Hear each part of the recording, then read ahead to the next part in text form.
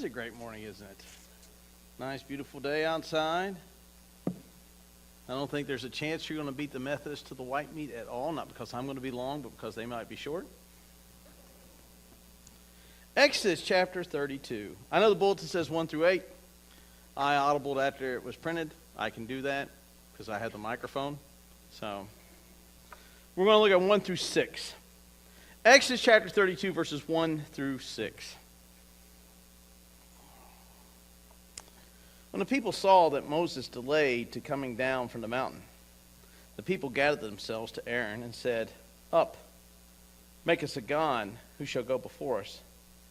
As for this Moses, the man who brought us up out of the land of Egypt, we do not know what has become of him." So Aaron said to them, "Take off the rings of gold that are in your ears of your wives, your sons, and your daughters, and bring them to me." So all the people took off the rings of gold that were in the ears and brought them to Aaron. And he received the gold from their hand and fashioned it with graving tools and made a golden calf. And they said, "These are your gods, O Israel, who brought you up out of the land of Egypt." And when Aaron saw this, he built an altar before it. And Aaron made a proclamation saying, "Tomorrow there shall be a feast to the Lord." And they rose up early the next day and offered burnt offerings and brought a peace offering.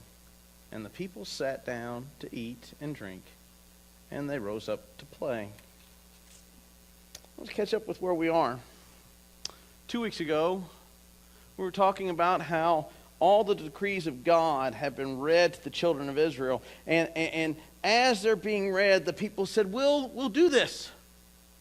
And as the continuation goes on, they say, we'll do this and we will obey them.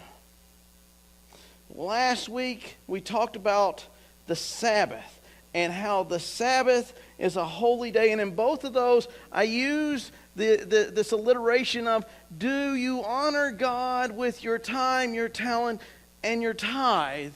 And we're going to pick up with that again today, because right after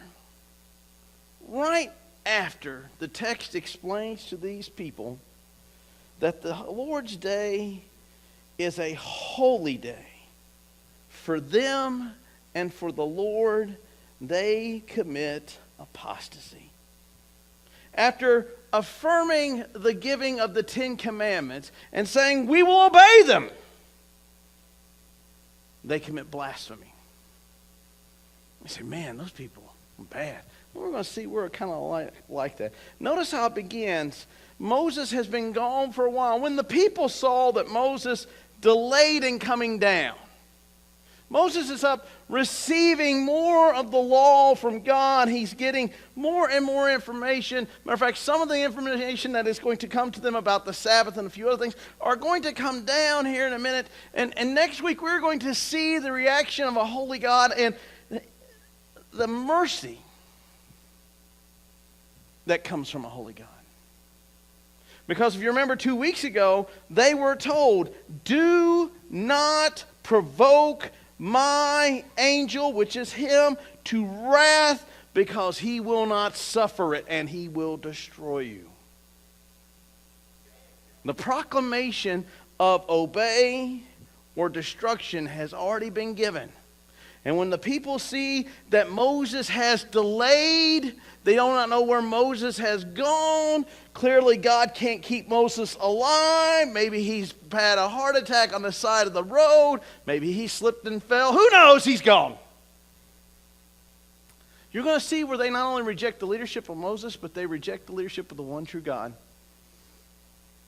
And they replace it with another individual, and they replace it with another God. The people gathered themselves and come to Aaron and said to him, "Make us a god who shall go before us.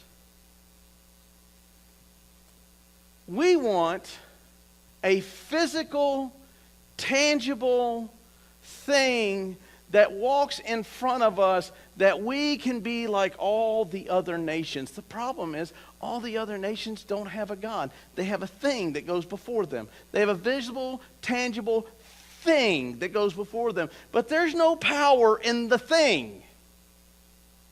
These are the same people that complained when Moses got involved with Pharaoh and tells Pharaoh to let my people go. He doesn't ask Pharaoh, he tells Pharaoh. And watch, the 10 plagues come and utterly destroy a kingdom, and they muled the whole time. These are the same people that when they were trapped against the Red Sea and Pharaoh's army went, not enough graves in Egypt.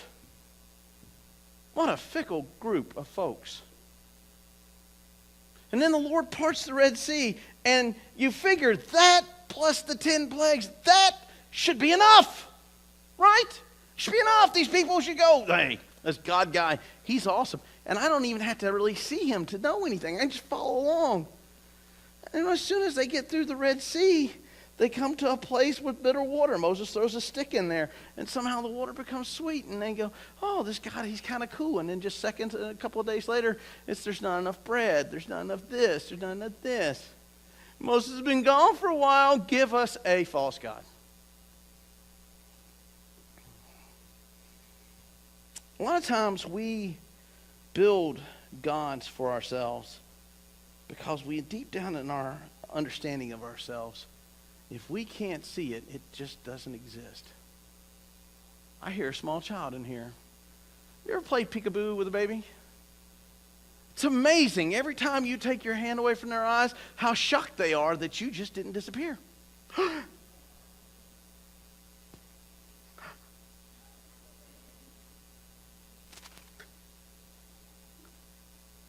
We do this with God. Because we cannot see him, and in some regards, because of the sinfulness of our heart, we can no longer feel the presence of him or know the presence of him. We act as though he's gone. And then when we act as though we act as though he cannot see what we are doing. Because if we acted as though he could see what we are doing, we wouldn't sin. Think about it. I never did anything in front of my parents. Because retribution came quick. I waited for them to be gone, or at least out of the room. Why? Well, when they're gone, they won't know. And we have the same thing with God. Well, he's not here any longer. He's come and gone, so give us something we can see, we can look at, and we can follow behind. Well, we don't make idols, right? No, we don't make idols. Right? We don't make idols. That's what they say. As for this Moses guy, kind of brought us up. We really didn't trust his leadership. This is really the intent of what they're saying. We really didn't trust his leadership. We just followed him because that God we were about ready to reject, he put him in charge. But dude, seriously, guy's got problems. He's a control freak. He's not the smartest guy. He threw a stick in the water and somehow it came. This guy's not bright. Brought us out of the land of Egypt. Well, we don't know what's become of him. Translation, he's gone, God's gone, and we're left by ourselves. Make us a God, Aaron. Make us a God. Now, notice Aaron's response. So Aaron said to them, take off. How many of you have take off in your Bible? This isn't a trick question. Raise your hand. Do you have take off in your Bible? How many of you have the words tear off? New American Standard actually translates this passage correctly because there are two words in Hebrew. One is to take, one is to tear. This is the word to tear. The King James is the second closest with break off. But you don't break something out of your skin, you tear it. The New American Standard has the absolute best translation because what Aaron tells them to do is an interesting thing. In the hopes many commentators believe, and what it appears that what Aaron is trying to do is passively keep a revolt from getting out of control, because you'll see this when he decides he's going to make an offering unto the Lord and it turns into something else. He looks at the people and he says, well, if you want a golden calf, sure, that's not a problem, but you have to tear the earrings from your wife's ears, your daughter's ears, and your son's ears. And the implication is from your ear. Now, ladies, I need a volunteer. Or a gentleman with an earring in his ear. I just need one. Come up here, stand right here, and I'm going to reach up and I'm going to grab a hold This is purely for biblical and scientific research. And I'm going to grab that earring and I'm going to go, yoink. No, I'm just kidding. I'm just kidding. I'm just kidding. Please go back and have a seat. No, I'm just kidding. Go on. And I'm going to reach up and I'm going to grab that earring and I'm going to rip it from your skull. You figure that should have stopped it. What good man would look at his wife and go, sorry, baby. He said rip them from your ears. Whoop! Certainly not on Mother's Day, right? Sorry, kiddos, but Aaron said rip them out. And the force of the language is to rip from the head the earrings. Not go, hold on a second, there you go. No. It's a violent act. Have you ever noticed that for your God, you will do extraordinary things for? Maybe not the one true God, but for the God that you worship, you will go to great lengths to pursue that God? Have you also noticed that for your God, you tend to have unlimited funds? Maybe not the one true God, but your true God, the one you worship, you have unlimited funds to pursue that God. You are willing to incur physical pain for that God. But because Moses delayed for 40 days, God no longer exists, therefore we're going to build a cow.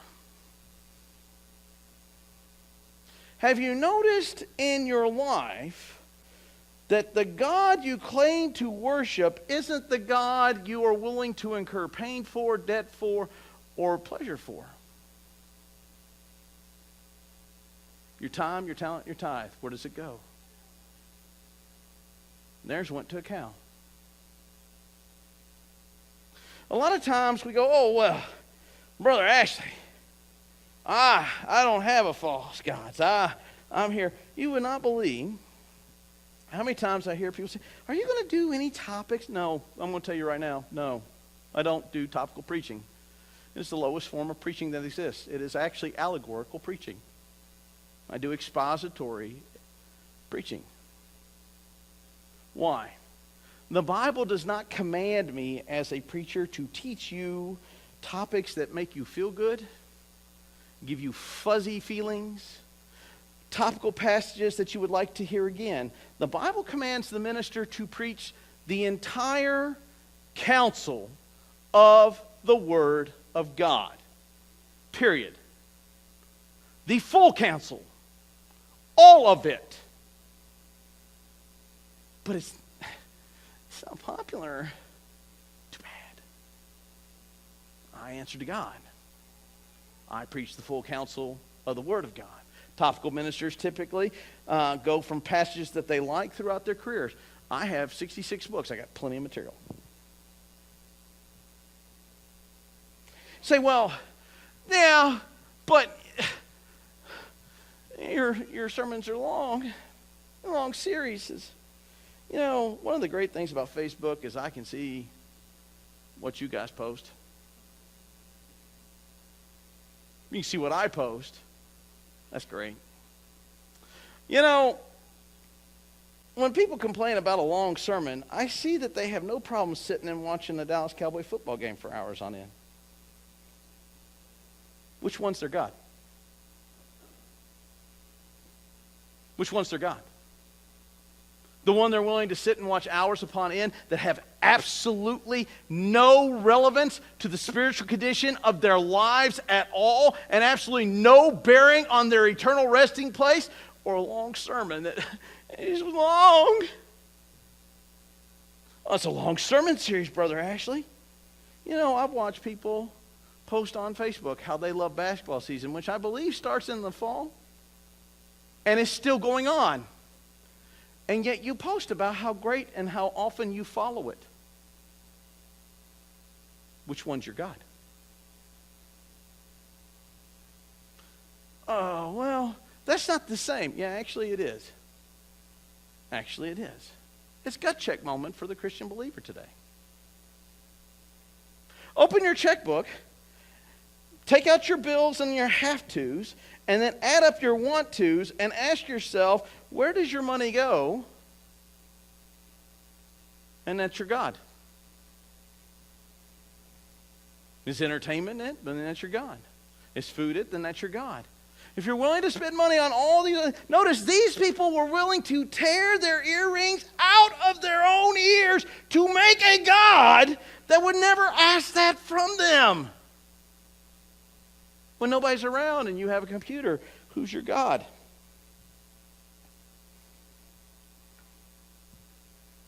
See, we think that a false idol is something we build, it's in the home, we bow down and we worship it. No, sometimes it's the one-eyed monster that stares back at you that glows. It glows. It glows. And it just gives. And we zone out to it. Some of us believe that our God is our money because, well, I worked really hard and I saved up a lot of money. Therefore, when I have a rainy day, and it's not that we have a rainy day flood, we have the 100-year deluge rainy day fund. Who's our God on that one? The strength of my arm? The amount in my bank account?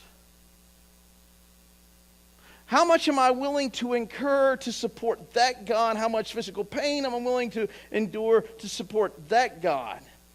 You say, well, I don't really endure any great physical pain. Okay, you endure some spiritual pain. Because if these other things are your gods, what are you nourishing yourself with? Oh, well, I read some theology books. Great. Are you reading books by folks like Joyce Meyer, T.D. Jakes, John Hagee, Jonathan Cohen? That's spiritual junk food. It'll fill you up, rot your teeth, and make you fat. I love me jelly beans. I have a big old jar of them. Last night, I ate me some jelly beans. This morning, I woke up wishing I hadn't eaten the jelly beans. I love me some cheeseburgers. I can crush a triple meat, triple cheese, triple bacon, jalapenos, and no sauce. All day long. Pretty soon, though,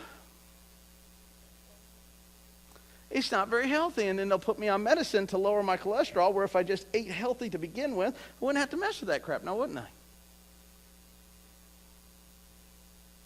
Why? Because I prefer junk food over real food. When was the last time any of you read a book by C.S. Lewis, Norm Geisler, John Piper, R.C. Sproul, John or Charles Wesley, George Whitefield, Charles Haddon Spurgeon, Martin Luther, Billy Sunday, Fanny Crosby? But we like this. Yes, that's the God of consumerism. See, what happens is even when we come here and we complain about the length of things or things like that, it is consumer-based deity. We come to get. If you were here last week, you understand what I'm saying. You act like a catfish at the end of a drain pipe. You're just there for the party. And there's no outflow to you.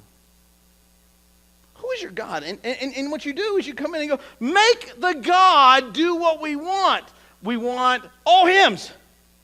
We want topical sermons. Consume, consume, consume. We want all praises. And we want all this. Consume, consume. Your God is consumerism. It's a fact of the matter. Worship is an act of the heart, not a style of music. Worship is an act of the heart, not a style of preaching.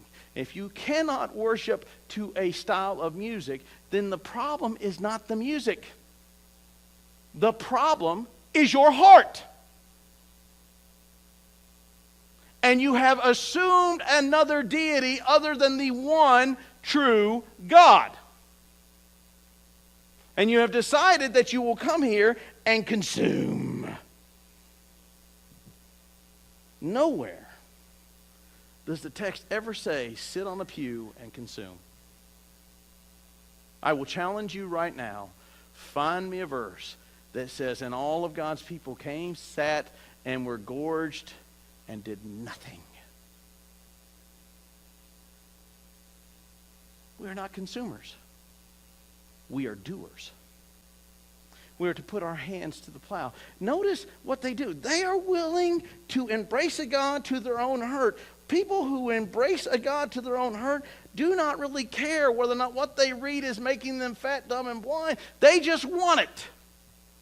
They don't care if whether or not they sit alone with a computer and look at things they should never look at, that it's doing any damage to them, but yet it is. Well, I feel good when I do it. No, it's poisoning you. They don't realize that when they withhold their tithe or don't tithe at all, that it is damaging themselves. They feel good because they cause them to go and spend their money on their real God, which is anything other than the one true God. Make us a God, Aaron. And make it a God that will do what we want it to do, because we want it to go before us. And Aaron's response is, okay, just rip those earrings out of your wife's, kids, and yourselves' ears and give me the gold. And without hesitation in the text, they rip them out. If they had nose rings. One time I was a machinist, and when you're working on very high tolerance parts, you don't let go of your machine. And I had a molten piece of metal come out, and it went, and you could see it coming, and it went, psst. You say real men don't cry. I wasn't a real man at that moment. Those may not have been tears of joy, but they certainly were not tears of sadness.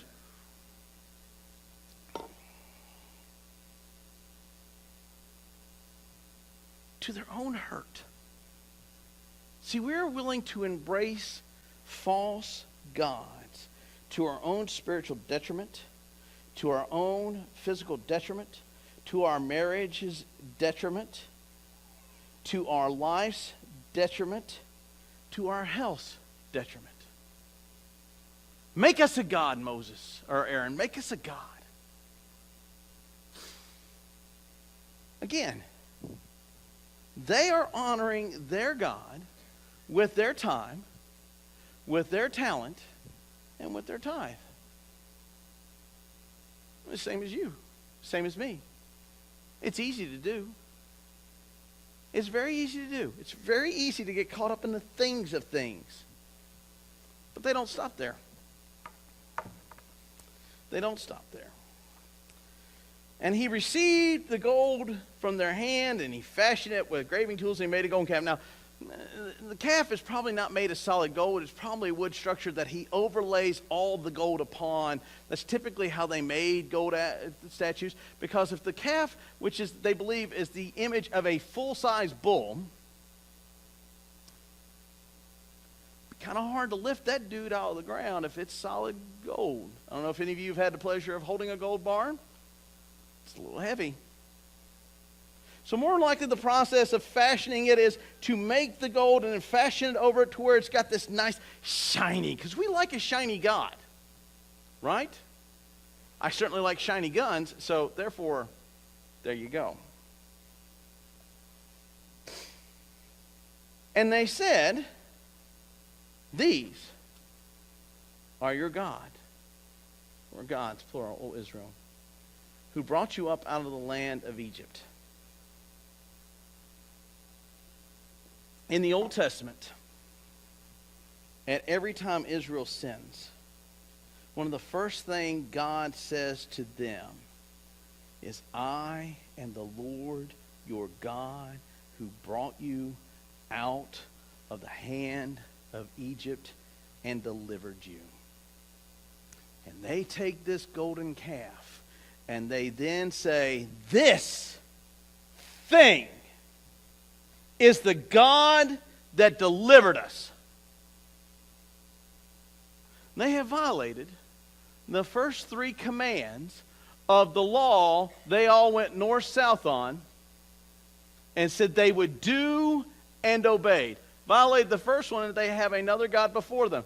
violated the second one, that they made an image and then they worshiped the image. And they violated the third one because they used the Lord's name in vain by taking glory and honor due God alone for the delivery of Israel out of the hands of Egyptians and gave it to a false thing. Do the same thing with your God. My money can save me. I have earned enough to be good enough, therefore I don't have to worry about my eternal resting place. My money can deliver me. The strength of my arm can deliver me. I don't have to seek comfort and nourishment in my actual God. I can just flip on the computer and find it there. Or I can flip on the TV and find it there. Or I can go and find it elsewhere. Or I can go and rake up more debt on my credit cards to feel that aspect of the lack within me instead of finding it within the one true God. I can ingest biblical garbage and expect to have any type of positive outcome. I can consume. I can consume and consume and consume, and I'm a holy person. This is the God that let us out. This is the God that makes me feel good. This is the God that makes me do what I want to do. But it's not the one true God. Have you ever noticed we craft gods in the image of ourselves? We look for the things that we want ourselves to really be. Go look at the Greek gods. They're just like us, but with spooky powers. Go look at the Roman gods, same thing. They're just like us, but with spooky powers. You go look at some of the ancient Near Eastern ones, and, well, we won't go down that road because we got kids in here. Aaron seems to be trying to stir the tide, but see what Aaron is doing, instead of saying, no, I will not make for you a false god, he goes, well, just rip them rings right out of your ear. And amazingly was shocked when they went, okay. Now, if you got a family of 12, that's a lot of Band-Aids and a lot of crying. Imagine the shock when he watched people rip them out of your hand. So then, Aaron comes, and instead of saying, this is wrong, we shouldn't do it, he takes a more passive approach and says, and when Aaron saw this, he built an altar before it. And Aaron made a proclamation, tomorrow shall be a feast to the Lord, all caps. Means he's talking about not the calf, but talking about the one true God. I don't know what he actually is thinking he's going to accomplish with this. He's got the gold calf. He's got an altar in front of it. He's going to sacrifice to the Lord, but this calf is overseeing it.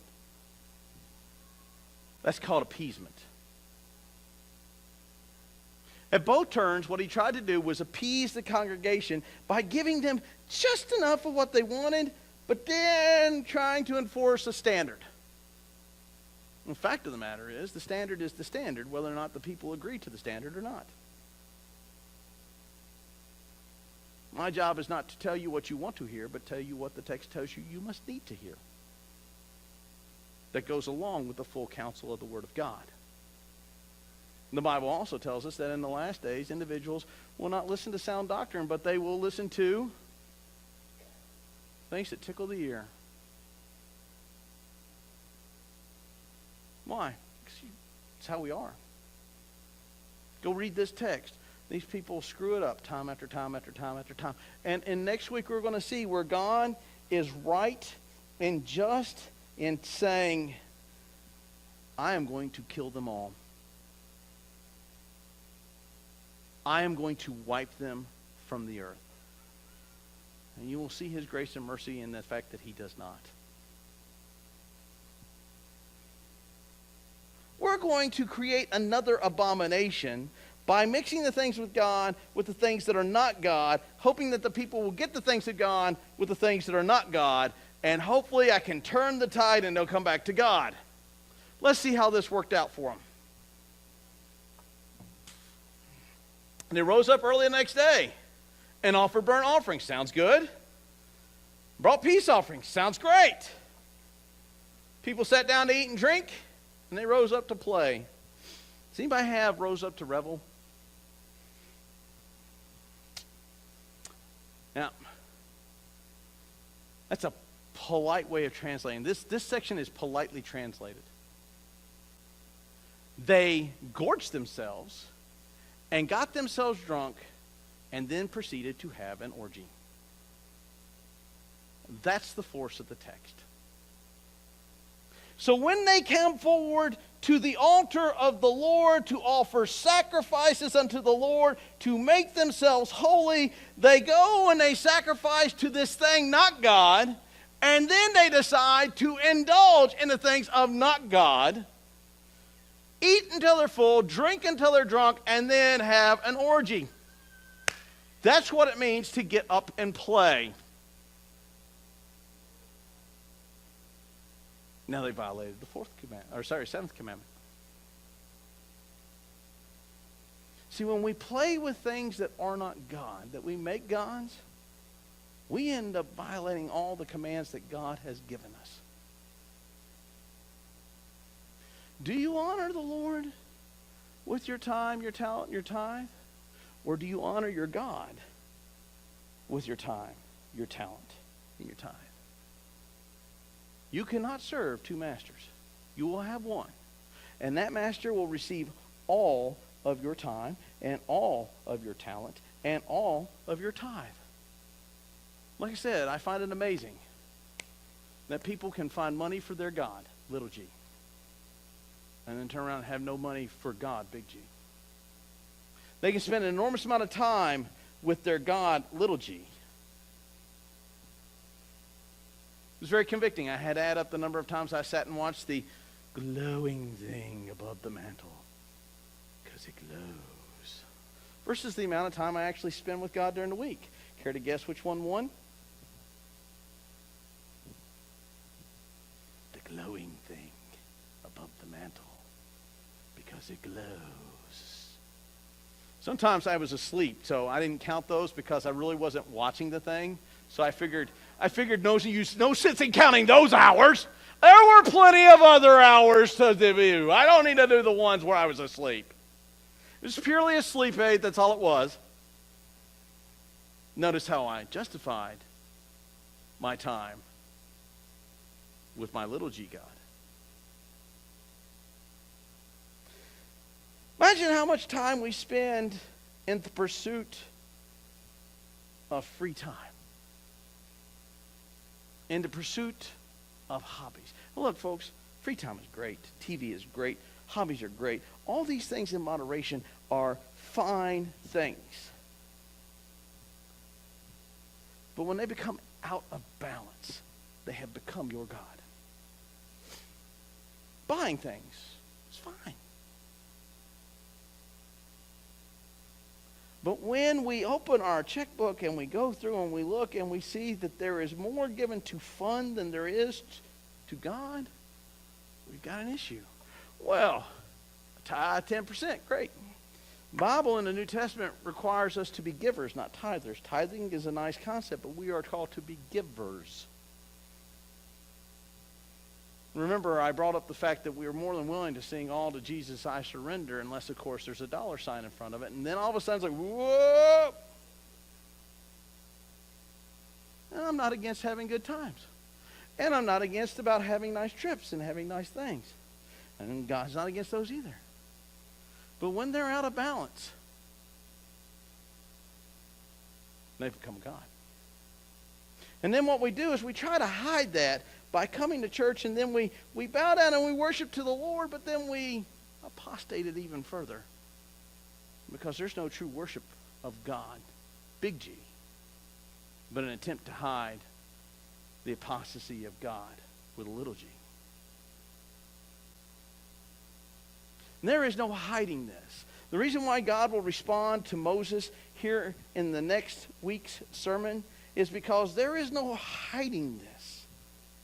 This is an offense to a holy God.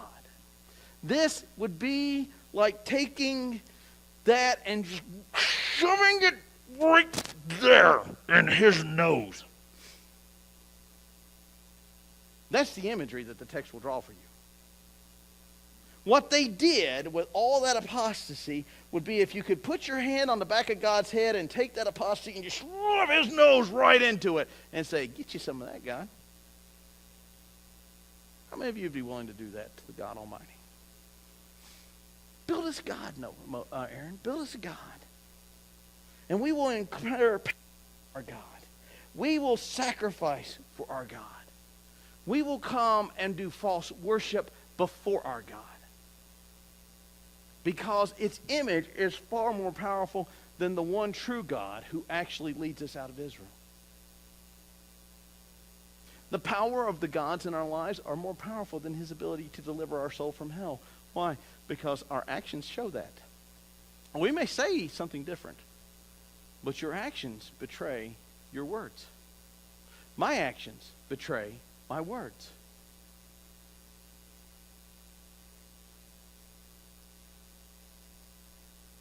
You're here today.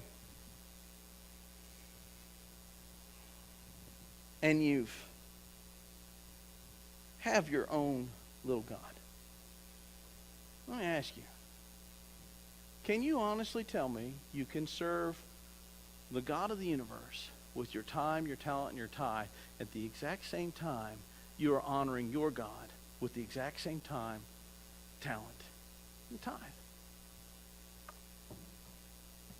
It's a lie. You will not be able to co-share, enjoy both. You will love one and you will hate the other. As the praise band comes to sing, I want you to take this moment and ask yourself, have you built yourself a God? What's the name of your God? Is it the God of consumerism? Is it the God of preference? Is it the God of money? Is it the God of free time? Is it the God of whatever I can fill in my life? Would you take a moment then and have a heart-to-heart with the one true God and recommit your life to the worship of the one true God? You're here today and you say, I've been attending for a while and I'd really like to join into the fellowship of Skyline Baptist Church because I want to be a part of this wonderful family. I'll have my microphone turned off. If you have other reasons to come forward, I'd love to sit and talk to you about the wonderful grace of a loving God who, while we all deserve obliteration for our crimes, shows intense mercy when in all rights he could show us just complete justice. As the praise band comes to lead us, if you'll stand.